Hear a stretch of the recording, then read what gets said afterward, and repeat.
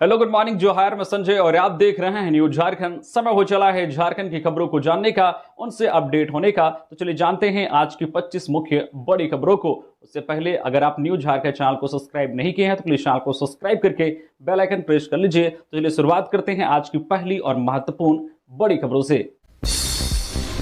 गुमला जिले के घाघरा बिशुनपुर थाना क्षेत्र के सीमावर्ती जालिम जंगल में पुलिस और जेजेएमपी उग्रवादियों के बीच भीषण मुठभेड़ हुई है। पुलिस ने जेजेएमपी कमांडर ब्रजेश यादव को उसकी टीम सहित घेर लिया। करीब 2 घंटे तक चली गोलीबारी में पुलिस को बड़ी सफलता मिली और 3 कुख्यात उग्रवादी ढेर हो गए हैं। मारे गए उग्रवादियों की पहचान लालू लोहरा, छोटू उरांव और सुजीत उरांव के रूप में हुई है। लगातार गुमला पुलिस उग्रवाद को लेकर कार्रवाई कर रही है। पहले भी बड़ी संख्या में इसी संगठन के उग्रवादियों ने आत्मसमर्पण किया था, जिसके बाद ब्रजेश यादव ने खुद को कमांडर घोषित कर संगठन की कमान संभाली थी। पुलिस का कहना है कि ब्रजेश किसी भी हाल में पकड़ा या मारा जाएगा। इस मुठभेड़ में जेजेएमपी को करारा झटका लगा है और सुरक्षा बलों का अभियान और भी आक्रामक रूप ले चुका है। जानकारी के अनुसार गुमला एसपी हारिस बिन जमा को गुप्त सूचना मिली थी कि जेजेएमपी संगठन के कुछ उग्रवादी किसी बड़ी घटना को अंजाम देने वाले हैं और वे सभी बिशुनपुर इलाके में जमा हुए हैं। सूचना मिलते ही झारखंड जगुआर और गुमला पुलिस की एक संयुक्त टीम गठित की गई और इलाके में सर्च अभियान चलाया गया।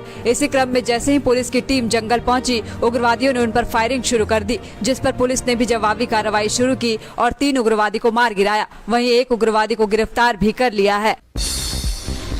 हजारीबाग में दिखा द फॉलो अप की खबर का असर। जिस ऑनलाइन गेमिंग ऐप के होर्डिंग पर सवाल उठ रहे थे, नगर निगम ने तुरंत कार्रवाई करते हुए उसे हटा दिया है। दरअसल भारत सरकार ने हाल ही में ऑनलाइन गेमिंग पर प्रतिबंध लगाया है। इसके बावजूद हजारीबाग नगर निगम क्षेत्र में विदेशी ऑनलाइन गेमिंग कंपनी का खुलेआम प्रचार किया जा रहा था।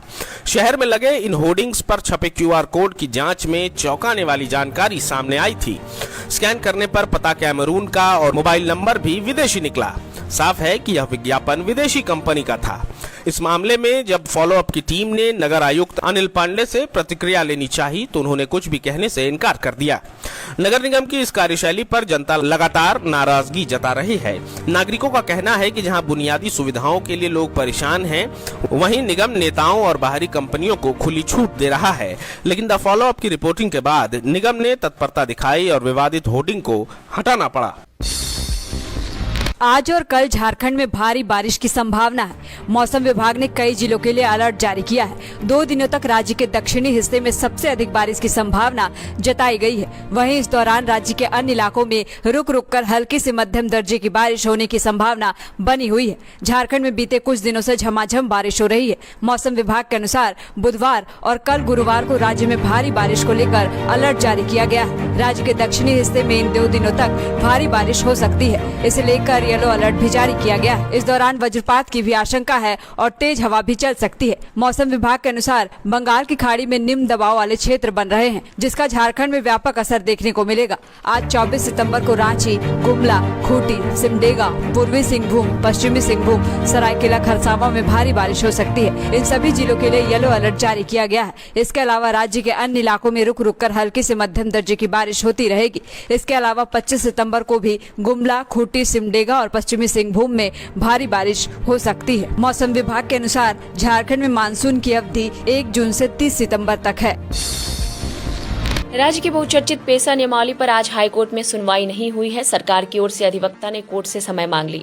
अब पेशा नियमावली पर बुधवार को हाईकोर्ट में सुनवाई होगी। कोर्ट की कल होने वाली सुनवाई इसलिए भी काफी महत्वपूर्ण है क्योंकि बालू घाटों व माइनर मिनरल के टेंडर के बाद उसके आवंटन पर हाईकोर्ट ने रोक लगा रखी है। इधर पंचायती राज विभाग ने पेशा नियमावली पर स्वीकृति के लिए प्रस्ताव कैबिनेट को भेज दिया है, लेकिन अभी भी कई सारी त्रुटियों की वजह से बुधवार को होने वाली कैबिनेट की बैठक में पेशा नियमावली पर मुहर लगने की संभावना बहुत कम है। बता दें कि मुख्यमंत्री हेमंत सोरेन ने पेशा नियमावली के लंबित मामले पर विभागीय सचिवों के साथ बैठक की थी। उन्होंने पंचायती राज विभाग को भी पेशा नियमावली के ड्राफ्ट को छोटा करने का निर्देश दिया था, जिसके बाद पंचायती राज विभाग ने ड्राफ्ट को 31 पृष्ठों से घटाकर 23 कर दिया है, लेकिन अन्य 7 विभागों ने अभी तक अपना मंतव्य नहीं सौंपा है। झारखंड के मुख्यमंत्री हेमंत सोरेन की अध्यक्षता में आज यानी 24 सितंबर को हेमंत कैबिनेट की बैठक होगी। कैबिनेट की यह बैठक प्रोजेक्ट भवन स्थित मंत्रिपरिषद कक्ष में दोपहर 3 बजे से होगी। खबर है कि आज कैबिनेट बैठक में कई अहम प्रस्तावों पर मुहर लग सकती है। जानकारी के मुताबिक सारंडा जंगल को वाइल्ड लाइफ सेंचुरी घोषित करने का प्रस्ताव भी आज कैबिनेट में लाया जा सकता है। बीते दिनों सीएम हेमंत के साथ मुख्य सचिव अलका तिवारी, अपर मुख्य सचिव अविनाश कुमार, वन विभाग के सचिव अबू बकर सिद्दीक भी दिल्ली गए थे। दिल्ली में सीएम हेमंत और अधिकारियों ने सारंडा वन्यजीव अभ्यारण्य के विषय में विशेषज्ञों से परामर्श किया है। दरअसल पिछले दिनों सुप्रीम कोर्ट ने झारखंड के सारंडा वन्य क्षेत्र को सेंचुरी घोषित नहीं करने पर कड़ी नाराजगी जताई थी। इससे पूर्व 2 सितंबर को हेमंत कैबिनेट की बैठक हुई थी, जिसमें झारखंड राज्य विस्थापन एवं पुनर्वास आयोग के गठन सहित कुल 67 प्रस्तावों पर मुहर लगी थी। आज जानकारी है कि 24 सितंबर को हेमंत कैबिनेट में कई अहम प्रस्तावों को मंजूरी मिल सकती है। शारदीय नवरात्रा को लेकर चारों ओर उत्साह का माहौल देखने को मिल रहा है। मंदिरों और पंडालों में भी भक्त माता की पूजा अर्चना करने पहुंच रहे हैं। रामगढ़ जिले के रजरप्पा में स्थित देश के प्रसिद्ध सिद्धपीठ स्थल मां छिन्नमस्तिका मंदिर में भी श्रद्धालुओं की भारी भीड़ उमड़ रही है। मां छिन्नमस्तिका मंदिर परिसर को कोलकाता से आए 15 कारीगरों की टीम ने मंदिर को भव्य स्वरूप दिया है। मंदिर को चारों ओर फूलों से सजाया गया है, जो मंदिर की भव्यता को और भी भव्य बना रहा है और फूलों की सजावट देखते ही बन रही है। भक्ति भाव के साथ माता की पूजा अर्चना, हवन के साथ साथ साधक दुर्गा सप्तशती का पाठ कर रहे हैं। देश के कोने कोने से भक्त यहां पहुंच रहे हैं और माता की आराधना कर रहे हैं। ऐसी मान्यता है कि नवरात्र के अवसर पर माता की विशेष कृपा भक्तों को मिलती है, जिसके कारण भक्त माता का आशीर्वाद लेने के लिए पहुंच रहे हैं। बिहार विधानसभा चुनाव के सियासी हलचल के बीच कांग्रेस भी इस बार बिहार चुनाव को बड़ी गंभीरता से लेती दिख रही है। वहीं राहुल गांधी भी खुद काफी एक्टिव नजर आ रहे हैं। इसी बीच बिहार में आज कांग्रेस कार्य समिति यानी CWC की एक महत्वपूर्ण बैठक आयोजित होने जा रही है। यह बैठक पटना के सदाकत आश्रम में आयोजित की जाएगी और इसकी सबसे बड़ी खास बात यह है कि आजादी के बाद यह पहली बार है जब कांग्रेस की सबसे बड़ी निर्णय लेने वाली संस्था की बैठक बिहार में हो रही है। बिहार कांग्रेस के लिए आज का दिन काफी अहम होने वाला है, क्योंकि बिहार विधानसभा चुनाव से पहले इस बैठक को आयोजित करना राजनीतिक नजरिए से काफी अहम माना जा रहा है। आपको बता दें कि आजादी के बाद बिहार में कांग्रेस कार्य समिति की यह पहली बैठक है। इस बैठक में कांग्रेस अध्यक्ष मल्लिकार्जुन खड़गे, पूर्व अध्यक्ष सोनिया गांधी, राहुल गांधी और प्रियंका गांधी वाड्रा के अलावे देश भर के लगभग 150 बड़े नेताओं की शामिल होने की उम्मीद है। इससे पहले 1940 में पटना में कांग्रेस का यह अधिवेशन हुआ था और अब आजादी के बाद ऐसा पहली बार है जब बिहार में कांग्रेस कार्य समिति की कोई बैठक आयोजित होने जा रही है। कांग्रेस ने इसे स्वतंत्रता की दूसरी लड़ाई बताया है। वहीं एनडीए के नेताओं के द्वारा इस पर प्रतिक्रियाएं आ रही है। एनडीए के नेताओं का कहना है कि इस बैठक से कांग्रेस का कोई भला नहीं होने वाला है। मुख्यमंत्री मैया सम्मान योजना के बाद राज्य सरकार अब इस योजना के लाभुकों को सशक्त बनाने के लिए नई योजना बना रही है, जिसका नाम मुख्यमंत्री मैया बलवान योजना रखा गया है। इसकी घोषणा 15 नवंबर को करने की तैयारी है। झारखंड स्थापना दिवस समारोह के दौरान मुख्यमंत्री हेमंत सोरेन इसकी घोषणा करेंगे। मैया सम्मान योजना के लाभुक महिलाओं को अब आर्थिक रूप से सशक्त बनाने की पहल हो रही है। इसके तहत लाभुक महिलाओं को उद्यमी बनाना है तथा स्वरोजगार से जोड़ना है। योजना के तहत लाभुक महिलाओं को स्वयं सहायता समूहों से जोड़ा जाएगा। इन महिलाओं को स्वरोजगार का मौका दिया जाएगा। पहले भी मुख्यमंत्री हेमंत सोरेन कह चुके हैं कि मैया सम्मान की राशि का उपयोग महिलाएं अपने और परिवार के सर्वांगीण विकास के लिए करें। इसमें पड़ने वाली अतिरिक्त राशि की आवश्यकता को सरकार पूरी करेगी। 18 से 50 वर्षों तक की 50 लाख महिलाएं इस समय मैया सम्मान योजना का लाभ ले रही हैं। इनके बीच राज्य सरकार प्रतिमाह 1250 करोड़ रुपए वितरित कर रही है। सरकार चाहती है कि मैया सम्मान योजना की मासिक 2500 रुपए की सहायता राशि केवल बैंकों में नहीं पड़ी रहे। इसका उपयोग महिलाएं अपने व्यवसाय को खड़ा करने में करे। इसके लिए राज्य सरकार जोहार योजना के तहत राशि उपलब्ध कराएगी। ग्रामीण विकास के एक अधिकारी के अनुसार योजना की रूपरेखा तैयार हो रही है। इसके बाद इसका प्रस्ताव बनकर कैबिनेट को भेजा जाएगा। विभाग 15 नवंबर तक इसे पूरा करने की तैयारी में जुटा है।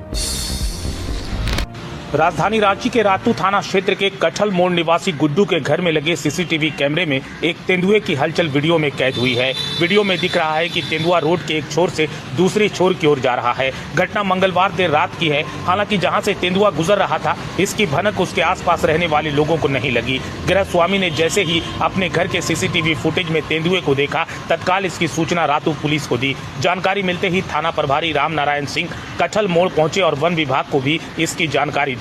रातू पुलिस एवं वन विभाग के कर्मियों और अधिकारियों ने अपने स्तर से तेंदुए की तलाश की, लेकिन वह कहीं दिखाई नहीं दिया। कई लोगों ने तो इसे शेर बताया, तो किसी ने इसे बाघ कहा। रांची प्रशासन का बड़ा एक्शन, खुले में मांस बेचने वालों पर सख्ती। रांची प्रशासन ने अब खुले में मांस बेचने वालों पर बड़ी कार्यवाही शुरू कर दी है। मामला झारखंड हाईकोर्ट तक पहुंचा, जहां अदालत ने डीजीपी से इस पर विस्तृत रिपोर्ट मांगी है। डीजीपी की ओर से दाखिल शपथ पत्र में कहा गया है कि प्रतिबंधित और खुले में मांस बेचने वालों के खिलाफ एफआईआर दर्ज की जा रही है, लेकिन याचिकाकर्ता श्यामानंद पांडे ने कोर्ट को बताया कि आज भी कुरैशी मोहल्ला और आजाद बस्ती जैसे इलाकों में धड़ल्ले से प्रतिबंधित मांस बेचा जा रहा है। याचिकाकर्ता की दलील है कि मीट दुकानदार काले शीशे का इस्तेमाल नहीं कर रहे हैं, न ही कटे मांस को ढक रहे हैं, जबकि हाईकोर्ट ने पहले इसके लिए स्पष्ट आदेश दिए थे। अब इस पूरे मामले पर 12 सितंबर को विस्तृत सुनवाई होगी और रांची प्रशासन से कड़े जवाब की उम्मीद है। मधुपुर में एचडीएफसी बैंक डकैती कांड के बाद पुलिस की 4 स्पेशल इन्वेस्टिगेशन टीमें अपराधियों की तलाश में जुटी है। इस जांच में सबसे अहम कड़ी बुर्के वाला अपराधी है। पुलिस का मानना है कि यह अपराधी पूरे घटनाक्रम को लीड कर रहा था और अन्य डकैतों को निर्देश दे रहा था। इस शख्स ने अपनी पहचान छुपाने के लिए बुर्का पहना हुआ था, जिससे पुलिस को शक है कि इसका लोकल कनेक्शन हो सकता है। अगर इस बुर्के वाले अपराधी की पहचान उजागर हो जाती है तो बैंक डकैती का पूरा राज खुल सकता है। पुलिस ने सीसीटीवी फुटेज के आधार पर 5 अन्य अपराधियों के चेहरे की पहचान कर ली है, लेकिन बुर्के वाले ने अपनी पहचान छुपाए रखी। फरार होने के दौरान भी वह बाइक के पीछे बैठा था और उसने बुर्का नहीं हटाया। पुलिस को आशंका है कि डकैती में लोकल और बाहरी दोनों गिरोह शामिल हो सकते हैं। अपराधियों की एक बाइक जो टीटहिया बाग के पास खराब हो गई थी, पुलिस के लिए एक महत्वपूर्ण सुराग बन गई है। शुरुआत में बाइक पर लगी नंबर प्लेट फर्जी निकली, लेकिन चेचिस और इंजन नंबर की जांच से पता चला कि इसका कनेक्शन बिहार से है। इसी आधार पर पुलिस की जांच बिहार तक पहुंच गई है। इसके अलावा पुलिस अपराधियों द्वारा इस्तेमाल की गई भाषा का भी विश्लेषण कर रही है। डकैती के दौरान वे हिंदी और स्थानीय भाषा का मिश्रण इस्तेमाल कर रहे थे। कुछ की बोली मधुपुर, जामताड़ा या गिरिडीह के निवासियों जैसी थी, जबकि कुछ की हिंदी अलग थी। पुलिस इसको डिकोड कर अपराधियों तक पहुंचने की कोशिश कर रही है।